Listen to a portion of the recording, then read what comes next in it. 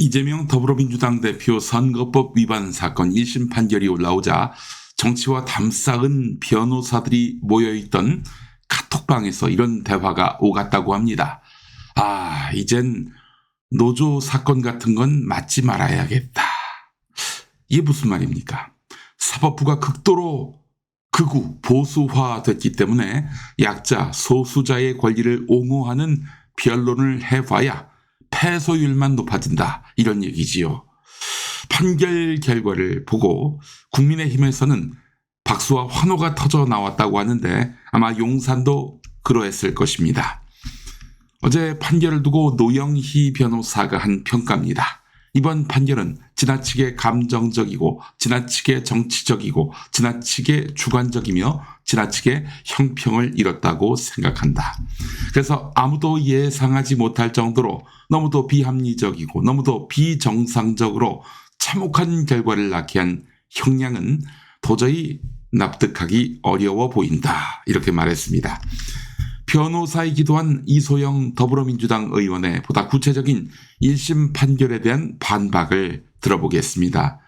공직선거법 사건에서 낙선자를 엄하게 처벌하지 않습니다. 낙선 사실 자체가 그 행위가 선거 결과에 영향을 미치지 않았다는 의미이기 때문입니다. 더구나 당선자인 윤석열 대통령은 장모 10원 한 장 피해준 적이 없다, 이런 발언을 포함해서 이후에 허위임이 확인된 많은 주장이 있었음에도 불구하고 대통령의 불소추 특권으로 기소되지 않은 상황에서 낙선자인 이재명 대표에게 피선거권 박탈형을 선고한다는 것은 상상하기 어려운 일입니다. 낙선 목적이 아니라 당선 목적인 경우 중하게 처벌하지 않습니다. 공직선거법 250조는 상대를 비방하는 낙선 목적과 나를 뽐내기 위한 당선 목적을 구분하여 법정형을 달리하고 있습니다. 당선 목적은 벌금형의 하한이 없지만 낙선 목적일 경우 벌금형의 하한이 500만 원이라 유죄이기만 하면 당선 무효형을 받습니다. 이 사건은 당선 목적으로 기소가 되었는데 저는 지금까지 당선 목적 허위사실 유포죄에 대해 징역형이 선고된 경우를 본 적이 없습니다.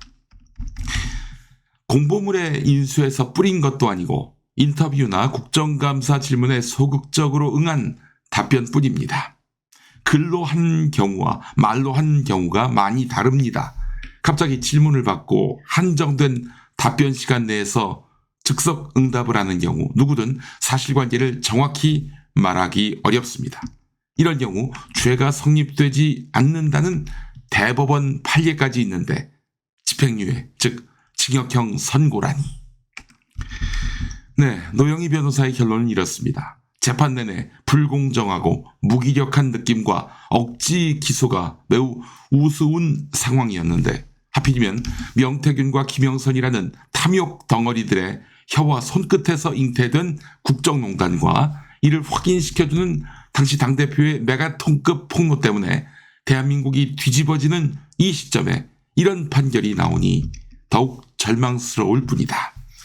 해당 판사님은 어지간히도 이재명이 싫었나 보다. 판사의 호불호, 이것이 깊이 개입됐다라고 보고 있는 것입니다. 법률가의 눈의 말입니다. 이소영 의원의 말은 국민의힘 법조 의원들도 100만 원 이하 벌금을 예측했다고 하는데 재판부가 어떤 이유로 이렇게 상식과 통념을 파괴하는 양형을 선고한 것인지 이해가 되지 않는다라고 했습니다. 이재명 혐오 판결, 이것이 실체입니다. 이것이 본질입니다. 자, 이러고도 사법부의 판결은 무조건 존중해야 한다? 이런 말이 자연스러워서는 안 됩니다. 잘못된 판결 분명히 있습니다. 그걸 제로로 만들기 위한 노력이 입법부에서 가해져야 합니다. 그것이 바로 삼권 분립입니다. 판사들이 법리와 상식에 맞춰서 판결하기를 바라지만 승진에 대한 압박, 검찰 뒷조사에 대한 압박, 혹은 금전적 유혹에 대한 압박, 더 나아가서 옷 벗고 난 이후 어떻게 살 것인가에 대한 욕망의 속삭임, 그로 인한 압박, 여기로부터 자유로울 판사가 몇이나 있을까요? 하다못해 이번처럼 정치적 편향성이 뚜렷한 판사의 경우는 어떡하고요? 겉으로야 사법부의 모든 판단을 존중한다고 하겠지만 속으로는 이번 판사는 좋은 사람이 걸려야 할 텐데, 나한테 해악을 끼치는 판사가 안 걸려야 할 텐데, 재판정에 서는 사람들은 100% 복불복하는 심정으로 가득할 겁니다. 우리 사회에 돈과 권력을 쥔 기득권 엘리트에게 소수자 약자, 또 그 소수자 약자를 옹호한다는 사람들의 힘이 매우 무력합니다. 오늘 아침 한겨레 사설을 보니까 이런 내용이 나옵니다. 정치인의 말과 행동을 이처럼 사법부로 가져가 단죄하는 정치의 사법화에 대해 유감을 표한다. 매우 묵직한 메시지입니다. 생각해 봅시다. 이번 이재명 대표에 대한 판결이 확정되면 400억 넘게 대선 비용을 쓰고 보전받은 민주당은 그 비용을 토해내야 하는 것은 물론 이재명 대표는 국회의원직을 잃게 됩니다. 1심, 2심, 3심 재판장 3명에 의해서 인천 계양을 50만 명 유권자의 국회의원은 직을 잃게 되는 것입니다. 민주당원 80% 넘게 지지받은 당대표가 또 다수국민 45%에 이르는 여론이 지지하는 대선 후보가 야인이 돼야 하는 것입니다. 우리 사회에서 판사가 그렇게 무소불위 천지전능한 존재였습니까? 국민이 투표로 뽑은 정치인보다 판사의 성향, 기호, 신념이 그 위에 있다니 참으로 황당한 일입니다. 이 나라 민주공화국 맞습니까? 진예원 검사가 그래서 진작에 제안한 것이 있습니다. 검사가 선거법에 의해서 당선 무효가 가능하도록 재판에 넘기거나 판사가 선거법에 의해 당선 무효를 결정하는 권한을 없애자는 것입니다. 그 내용을 읽어보겠습니다. 진예원 검사의 의견입니다. 우리는 민주주의 원칙에 따라 국회의원, 자치단체장, 대통령을 선출해도 임명직 관료들, 즉 판검사들이 그 결과를 뒤집을 수 있는 원님 재판 규정을 두고 있습니다. 정적을 제거하기 위해서나 국회의석 판도를 바꾸기 위해 검찰총장이나 대법원장이 마음만 먹으면 되는 상황입니다. 그렇다면 검찰총장이나 대법원장이 선거 판도를 바꾸는 권력을 행사할 인센티브 자체를 삭제하고 민주주의를 완전하게 보호하기 위한 가장 간편하고도 필요한 방법은 당선 무효 등 법원의 판결에 의해 선거 결과를 뒤집거나 피선거권, 선거권을 박탈하는 규정을 삭제하는 것입니다. 그렇지 않고서는 누구나 사소한 트집으로 인해 공익 실현의 꿈을 실현하지도 못하고 시민들은 자기가 선출한 공직자가 정책을 실현하는지 여부를 검증할 시간도 갖지 못하게 됩니다. 개별 재판에서 열심히 다퉈봤자 별건으로 또 기소해서 다음 선거에서 못 나오게 하면 그만이기 때문에 마치 지상전이나 시가전처럼 지루한 그라운드 게임만 반복하게 됩니다. 자, 그렇다면 어떻게 하자는 것일까?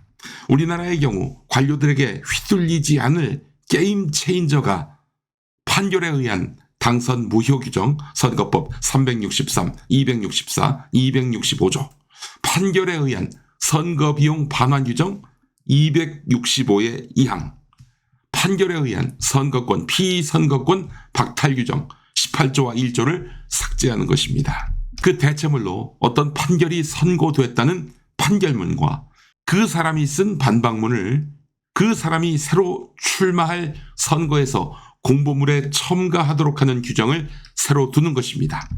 개별 재판에서 지상전 백날 해봐야 관료주의의 노예 상태에서 벗어날 수 없습니다. 이재명 대표가 성남시장에 당선된 직후부터 왕당파들이 일치단결해서 판결로서 제거하려고 해왔고 지금도 계속되는 모습을 봅니다. 왜 민주주의 국가가 관료주의에게 시달려야 합니까? 트럼프도 34개 혐의에서 유죄 판결을 받았지만 시민들의 응원으로 당선됐고 사법권을 남용했던 민주당은 철저히 심판받았습니다.